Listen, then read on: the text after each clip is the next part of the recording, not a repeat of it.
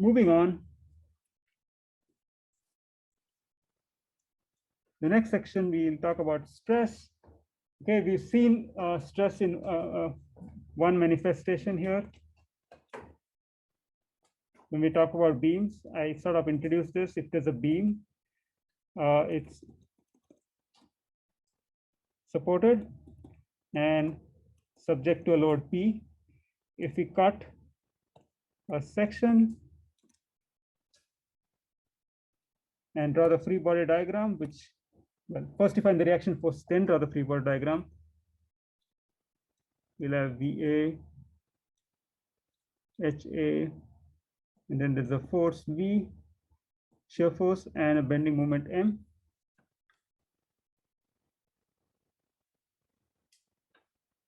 Okay, so this V induces a shear force.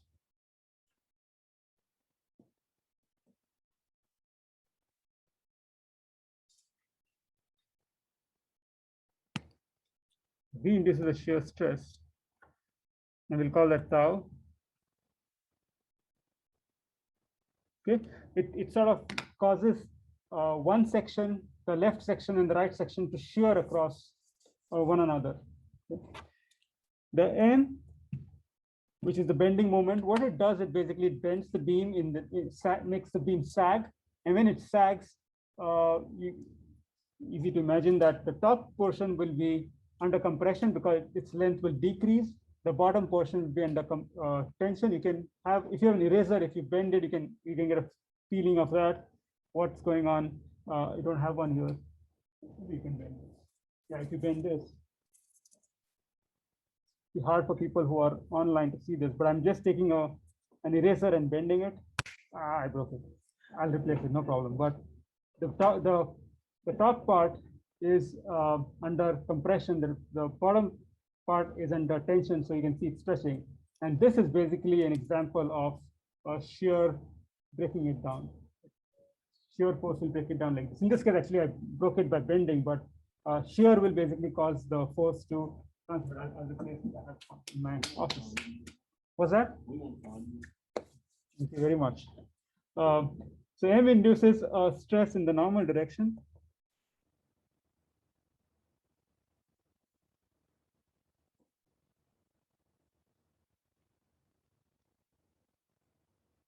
And this is known as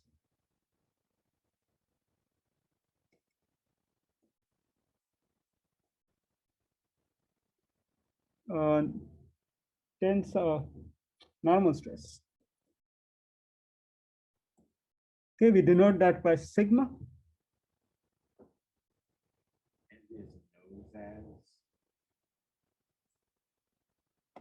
Known as.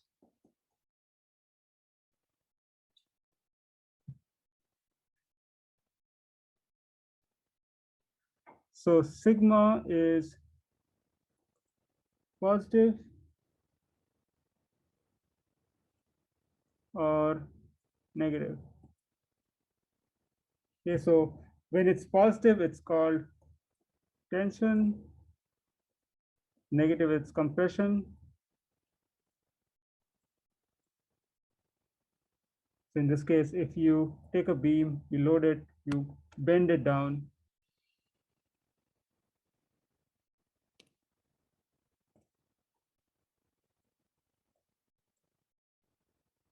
This is under compression, so it's negative stress. And this bottom part is under tension, so it's positive stress. And it's positive because what's happening here is that the length has increased below the section, and it's decreased above section. This line is called the neutral axis.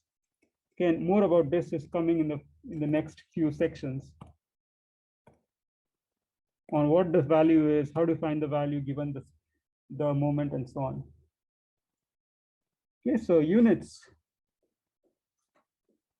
Sigma and tau have same units.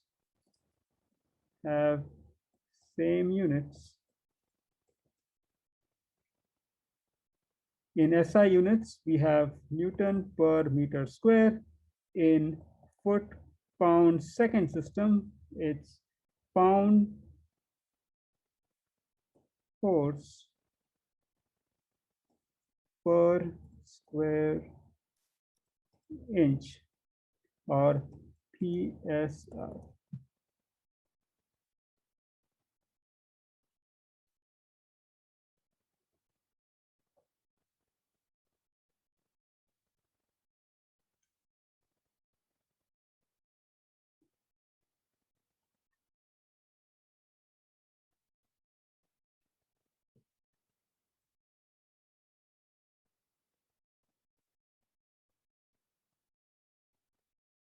Okay, let me introduce Cartesian stress and we'll call it a day.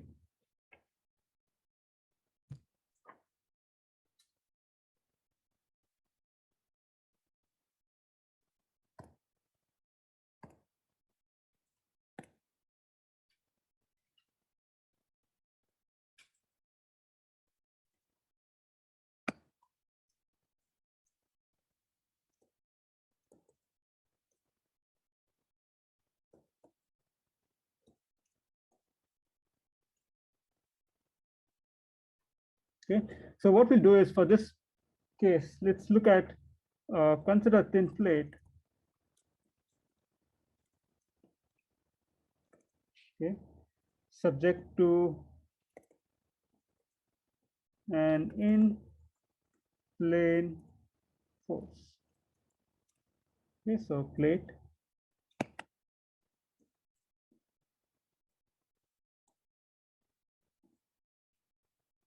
So thin plate, it's subjected to force, and these forces are in the plane. You can just randomly drawing some forces.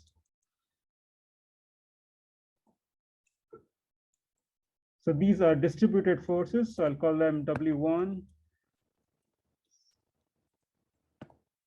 let's say W2.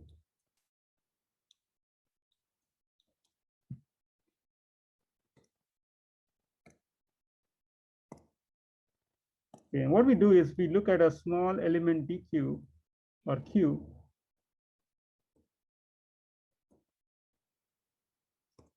and try to understand what are the forces or what are the stresses produced on this small element q.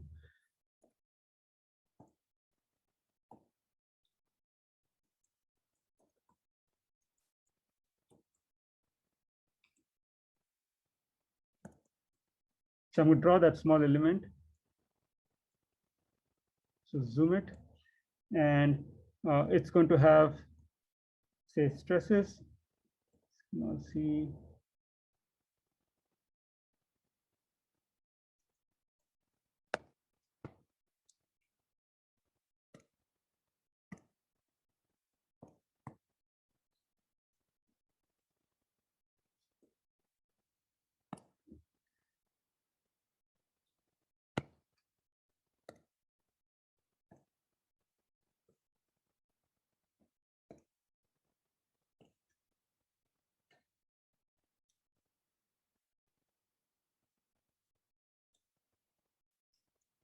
okay, so sigma z is the force in the normal direction. Well, I'm trying to put this as my z-axis. This is the force in the y direction, so y. And then this is the force in the x direction. Okay, I need to draw the x, y such that, I did a mistake. This should be x. I need to draw the x, y such that x cross y is z. So when I curl my fingers from x to y, the thumb gives me the direction of the z-axis. Okay, look. Sigma z is normal stress on the x, y plane. And then the shear stresses are tau zy, tau zx. So shear stress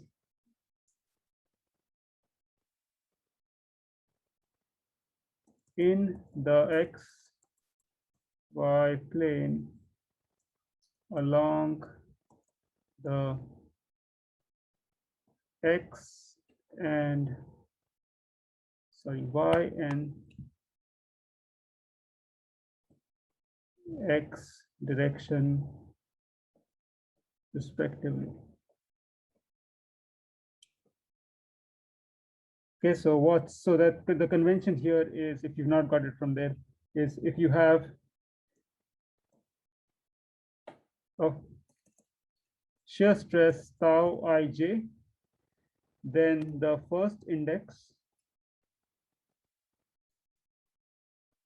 represents the normal to the plane. And the second index indicates the direction of the shear force.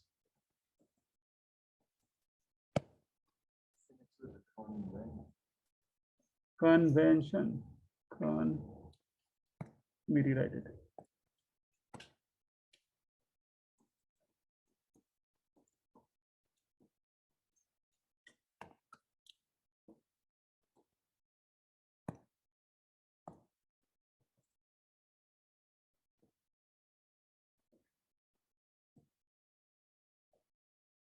The first index always indicates the normal to the plane, and the second one is the direction. So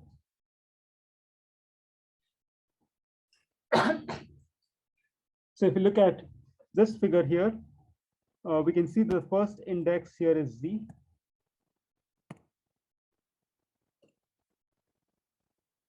And that's because the normal to this plane is along the z-axis. And the second index, I had an error here. This should not be y. This should be x, right? Because this is the x direction. And then the second index here should be y as well. And so that's the direction.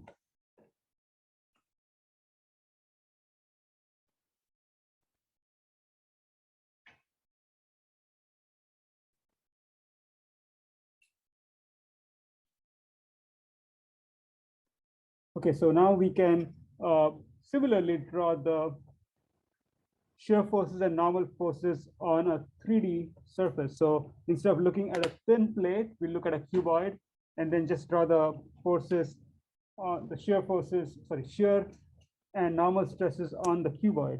So general 3D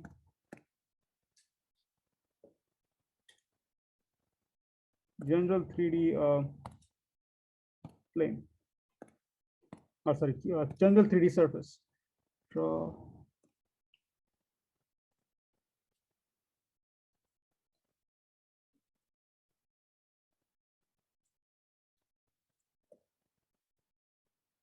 which is a cuboid like so.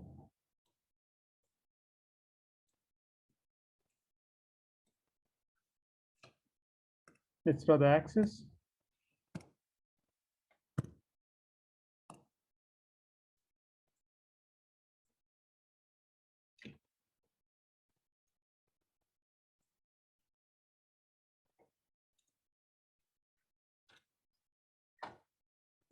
X, Y, Z. Okay, now we're ready to draw the stresses. So we have 6 faces of the cuboid. So each face would have those 3 forces, 3 stresses, right? I'm just going to draw it on 3 surfaces, and then the other 3 you can infer from the one I draw over here. So I'm just going to draw the faces which are facing us, which will be the top surface. So I'll draw the 3 forces along Y, along X, and along Z. And so it's clear that since this force, which is acting normal, is along the Y direction, that will be called sigma Y. The shear force is on the face, which is normal to Y. So the direction comes up first, followed by the direction of the force, which is shear stress, which is X. This one would be tau YZ. Okay, so that's completes one. Second one, let's look at this face, the face on the right side. So again, draw a normal and draw the forces or the shear stresses along the Z and Y.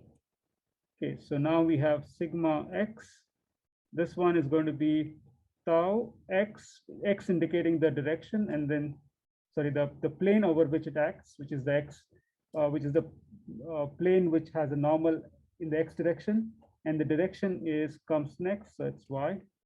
And so this one would be tau x for the plane, and then z for the direction. And similarly, we can draw it here. Normal, vertical, and to the right. So sigma z. Well, let me do it in different color. Pretty cluttered here.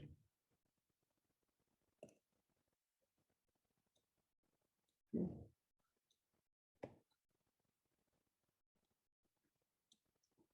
Sigma z, tau face z or normal z, direction x. This one is going to be normal is z, direction is y, and so we have that. So this is just, you can see as it is, it's very cluttered. It's only on 3 faces, but you can draw similar ones for the remaining 3 faces. This is shown on only 3 faces, but since there are 6 faces to the cuboid, these need to be also drawn and considered.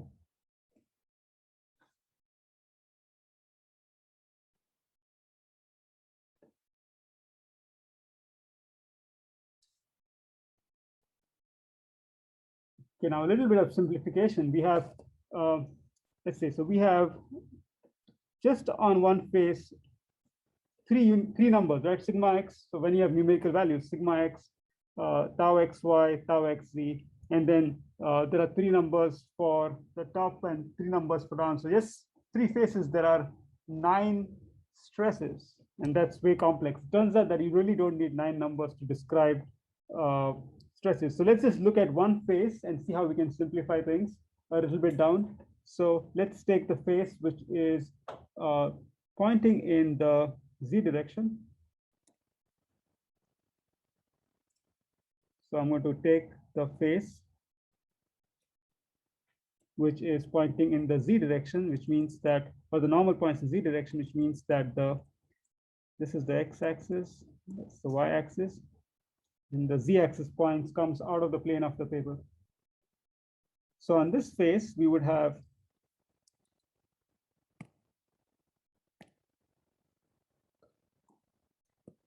I think 4 stresses. Let me draw them. So one, we have sigma x, don't quite need this, sigma y, and then that force should be equal and opposite. This one here, sigma x to be in equilibrium, and then on over here we would have a shear force, and that shear force, again, the convention is direction for the normal followed by the direction. The normal to this face is in the x direction, so it's going to be x, and then the direction is along the y. Similarly, when we draw this, we have tau. The direction is the normal, which normal to this face, which is y, times the direction of the force, which is along the x.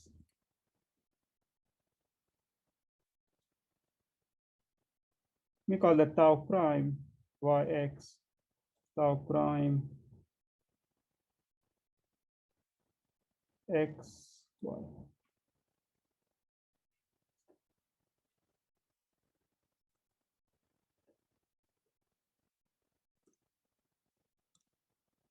Okay, so we have 3, or well, we have C1, sigma x, sigma y, tau xy, tau yx, tau xy prime, tau yx prime. So we have 6 numbers. There is 6 stresses for a simple element which is in the plane. Now it turns out that you don't really need 6 numbers. They actually, some of them are related to each other because of equilibrium. So for horizontal equilibrium,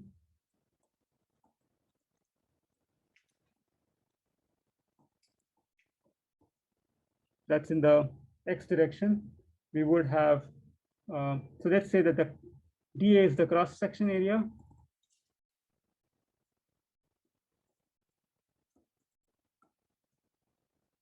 What it means is that if this is the cube plane, then this face is dA.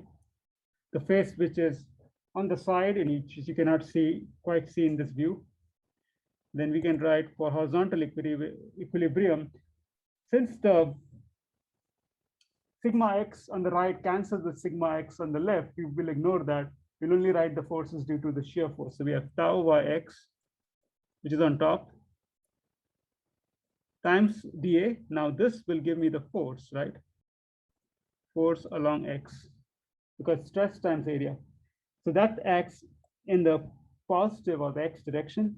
And then this tau prime by x dA acts in the opposite direction because it's pointing to the left, equals 0. And from that you can see that, so this is again force in the x. So we see that tau yx is the same as tau prime by x. So similarly, for vertical equilibrium,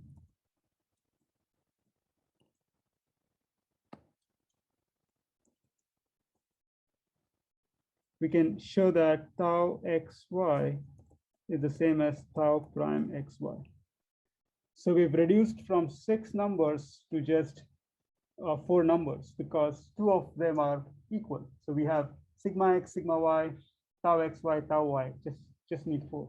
Turns out that you can simplify a little bit more further by taking the moment about the center point. So let's do that.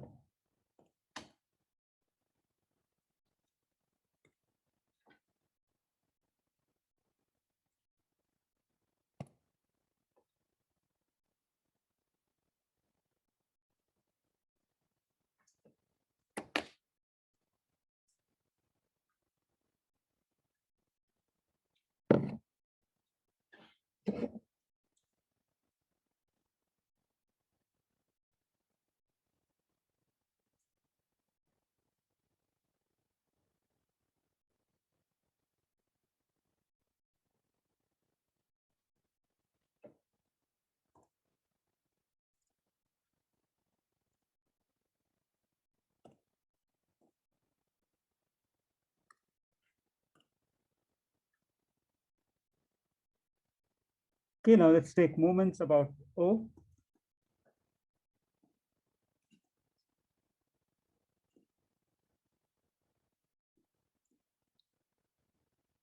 Okay, so in take moments about O, you see that sigma x, sigma y pass through O, and so the moment due to those stresses are going to be 0. So you're only left with the shear stresses, which are going to lead to an effective moment. Now what you can see is that tau yx rotates the cube clockwise, as same for tau prime yx. In fact, both of them lead to a moment. Okay, so assuming that, so the force is tau yx. Let's say that this length is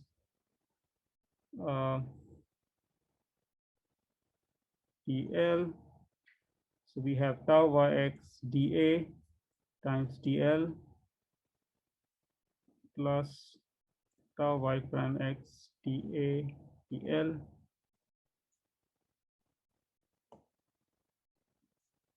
And that moment, as I said, is clockwise, so it's negative. So similarly, tau xy and tau prime xy are going to lead to a counterclockwise moment. So again, we would have tau xy dA dl plus tau xy prime dA dL equals 0. This is basically force. This is momentum.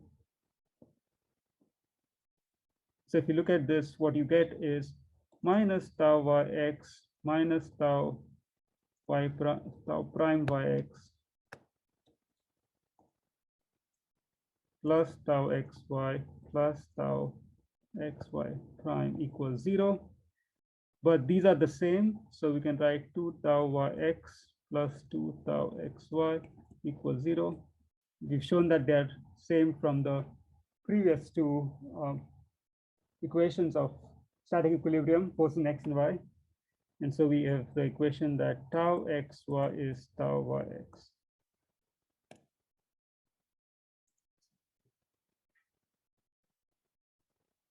So when we draw these figures, we only show three forces. We have the cuboid, rather a plane in this case. We have the normal stress, sigma x, sigma y. And then when we show the shear stress, what we'll do is we'll just show the direction, of course, but then we'll only write a single force, tau xy. Same holds here, tau xy. Although it is tau yx, it's really the same one because shear force, as we've seen, is in equilibrium. So we only need the big takeaway from this is that there are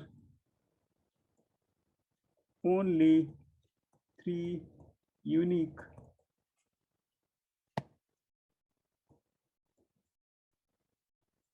stresses in a plane element.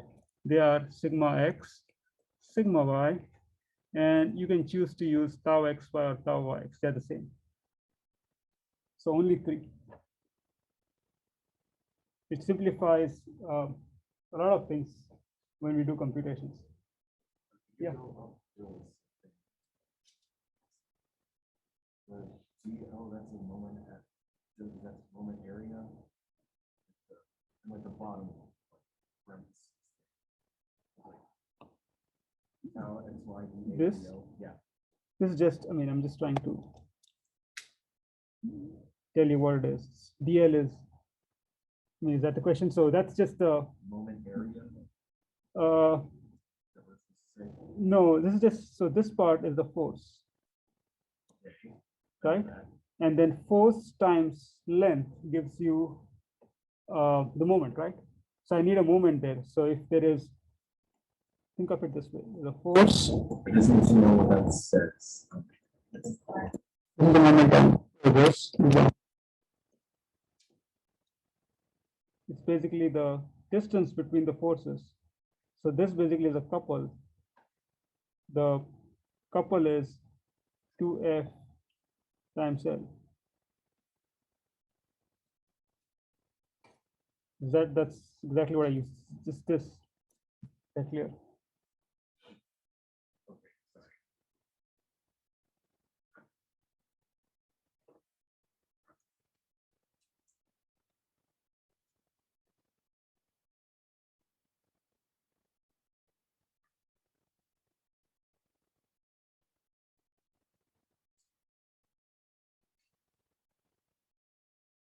Any other questions? Down.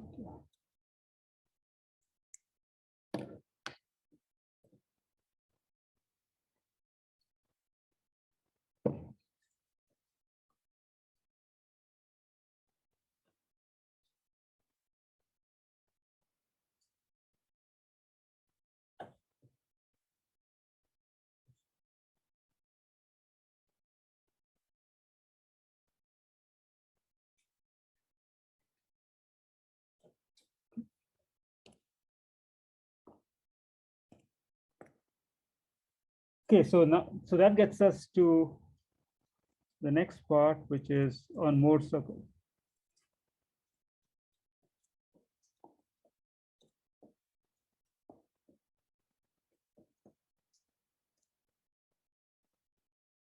Okay, so Mohr circle is nothing but it's a way to visualize stress at a given inclination. Okay, what I mean by that will be clear in a bit. So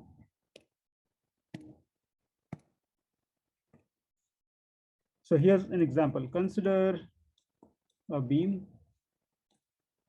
So let's say that this is our beam,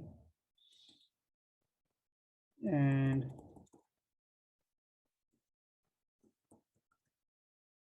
okay, it's loaded with a force P. Now, what we've done so far is we've looked at a tiny element on the beam, zoomed it up,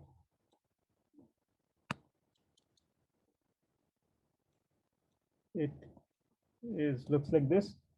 It's subjected to force, normal stress and a shear stress.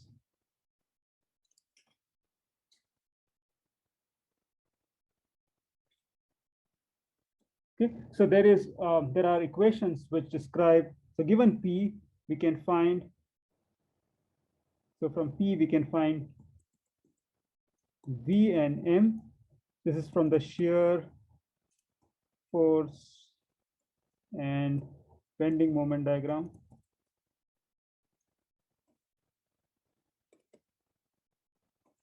From V and M, we can find shear stress and sigma. So this is coming in future sections. Okay, so I'll show you how to find the normal and shear stress, right? And those normal and shear stress are what you show here, right? Sigma x, sigma x, sigma y, tau x, y. Okay, so far we've got the normal and shear stress on that small element. Okay, why do we need normal and shear stress? Is because if we go back to chapter 2, we talked about failure theories. When things fail, they fail because the stress on an element goes up to the ultimate strength of the material, and it fails. So it's important to keep the stresses within that limit, right? Less than the ultimate strength. So that's why we need the stresses. Okay, so that part connects to chapter 2. Now we need to still figure out what those are, the stresses are, which will come a little bit later. Now between that and finding sigma and tau, what Mohr circle does is it enables us to find the stresses at any inclination. What I mean by that is, let's say that this beam was made from two pieces which are welded together in that orientation. So there's a weld, which is so the two pieces, they were welded together, and clearly when dissimilar materials are joined, there is a potential that there will be high stresses at that point. So often we are interested in finding what exactly is the stress on that welded surface. Unfortunately, that welded surface is not nicely in the horizontal or vertical direction. If it was in the horizontal vertical direction, we could have used that stress element to find the normal and shear stress, and we have formulas for that. So how do you find the stress on that weld, which is at an angle of some angle theta with respect to, say, the horizontal or vertical, whatever you like to use? So what Mohr circle does is actually gives you how to find the stress on that inclined element. And there are a few things before we actually get to the circle. But what we're trying to do now is we take this and blow it up.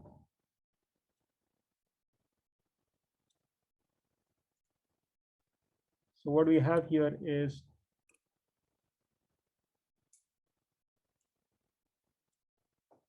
okay, I took that rectangle and I cut it at that angle theta. Okay, that theta I'll just define in a bit, but this face now would have two stresses. One is the normal stress, and the second is the shear stress. Okay, and let's assume that, so I could call this theta, but let me just call theta to be this angle. Okay, we can find a relation between this theta and any other angle as needed. So let's say that's theta as shown. You still have sigma x taken from here acting as shown. We still have sigma y acting. We have tau xy acting the same way as it's shown here. And then of course, tau xy acting again from right to left. So here's the question. So we are given sigma x, sigma y, tau xy are known from mv. What is m? M is the bending moment, v is the shear force, which in turn are known from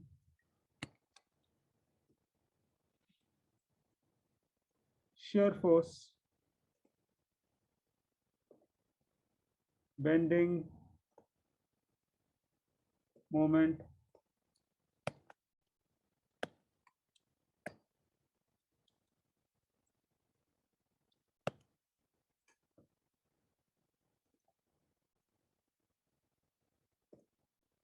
diagram. Okay. Theta is also known because we know what the inclination of that weld is. We use that inclination to weld the two things together. What is unknown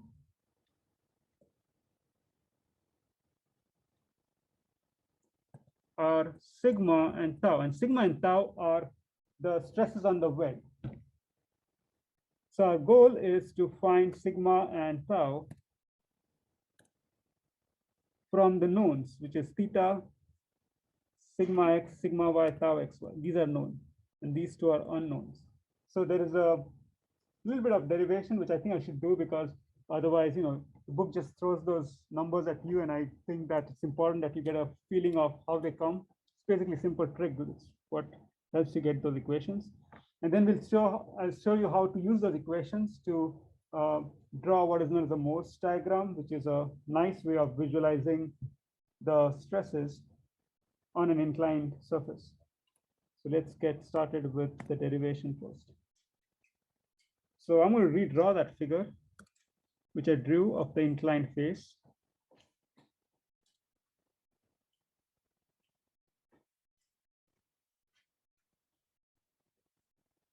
This sigma is normal to the surface.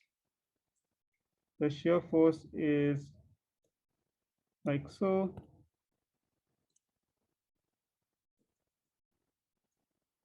This is theta.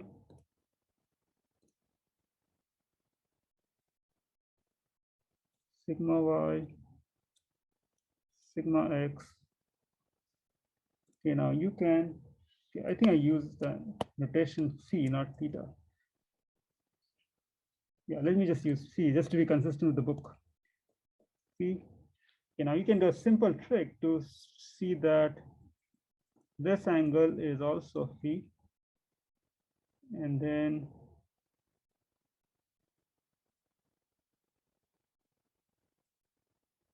this angle is also phi.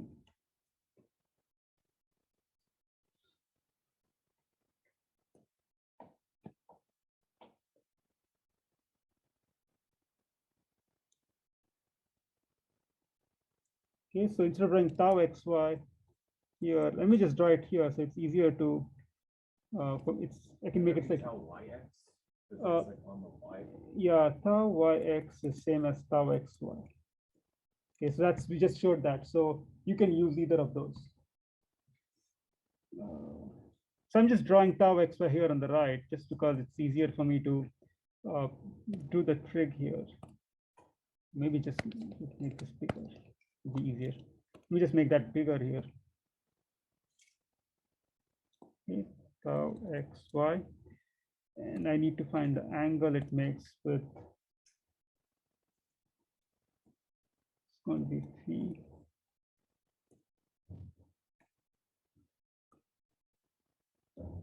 And then I'm just showing that shear force, which is actually over here on top, just because I'm running out of space.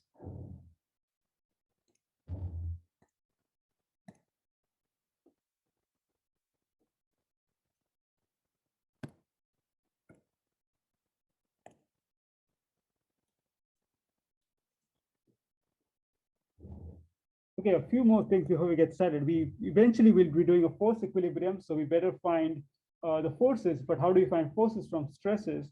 We need the cross-sectional area here. So the cross-sectional area, let's say, is well, if this is ds, right? Then the cross-sectional area here is going to be ds times the thickness, which is actually in the plane, is thickness in the plane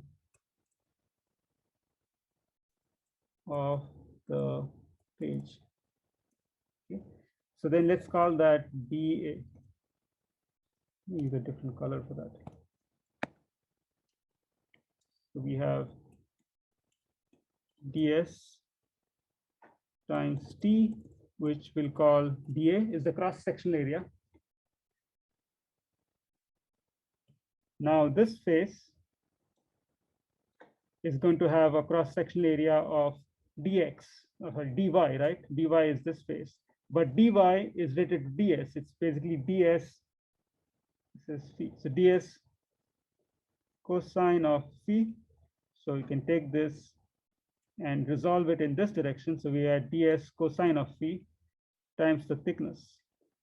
So this area is nothing but dA, which is ds times t times cosine of phi. That's one.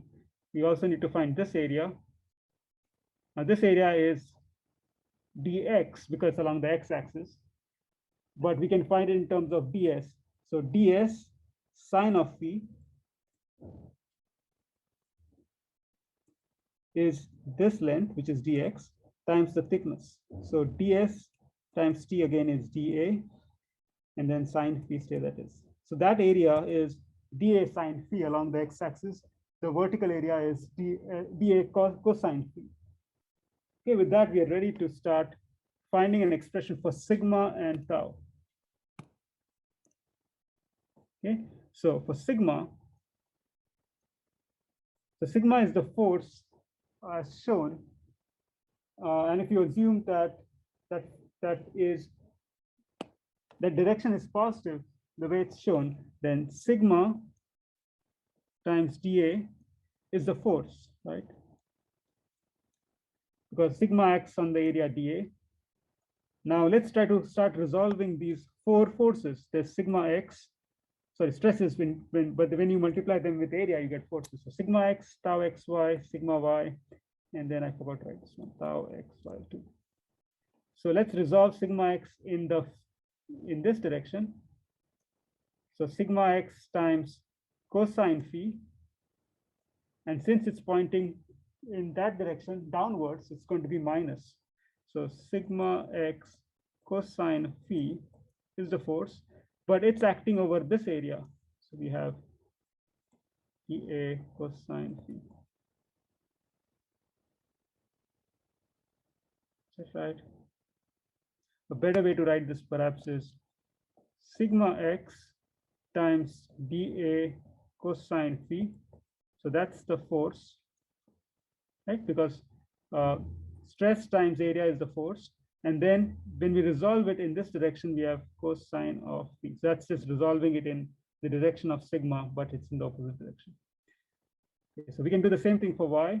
We need to resolve it in the direction of sigma. We'll be pointing in the other way. So we have minus sigma y dA sine phi, which is again the force, stress times area. And then when you resolve it in this direction, you have sine of phi.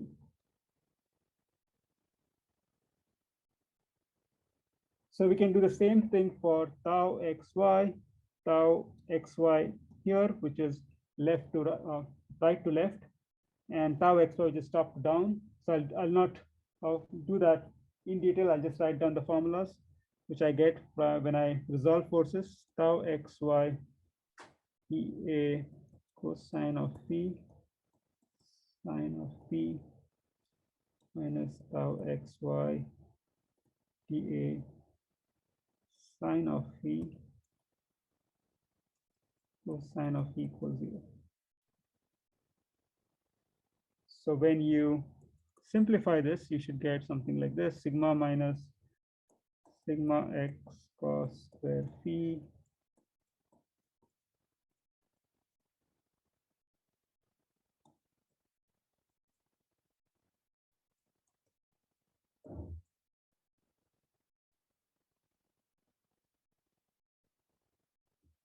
Okay, so I actually remove the dA common, and since dA is not equal to 0, you can actually cancel that off, and so you're left with sigma equals sigma x cosine square phi plus sigma y sine square phi plus 2 tau x.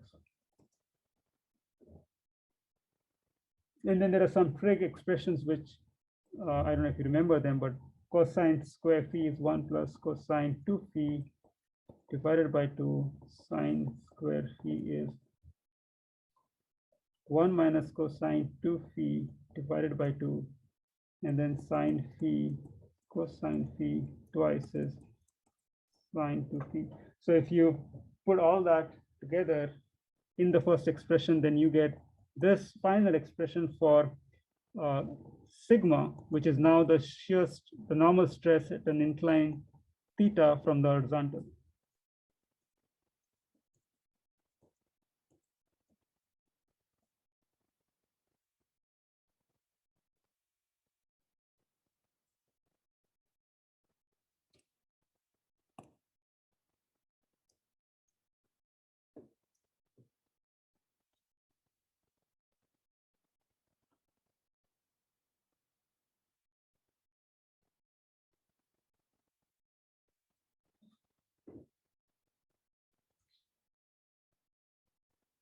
Okay, there's another derivation for tau. I'll just put down the various points. I won't really go and do it in detail.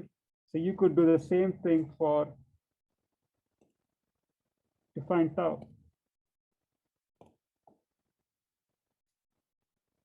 Copy this.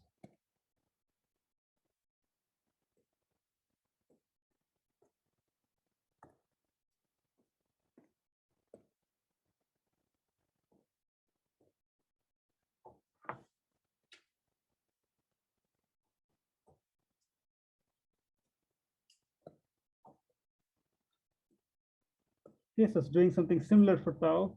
We have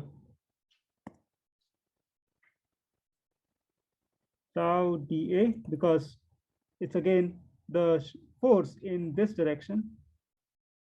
So it's force, which is tau times dA, minus, now we need to take all stresses, sigma x, sigma y, tau xy, multiply it with the right cross-sectional area, resolve them in the tau direction, and then we would have an expression. So if you do all that, let me fill this up later on. Okay, I'll fill this details in a bit and post them. But what you get eventually is tau. This will leave some space, and I'll fill it up later. What you get is tau equals, write it down, minus sigma x minus sigma y sine 2 phi divided by 2 plus tau xy cosine 2 phi. So that's the expression for the shear stress on that incline. Okay, so we found the shear stress and normal stress on an incline.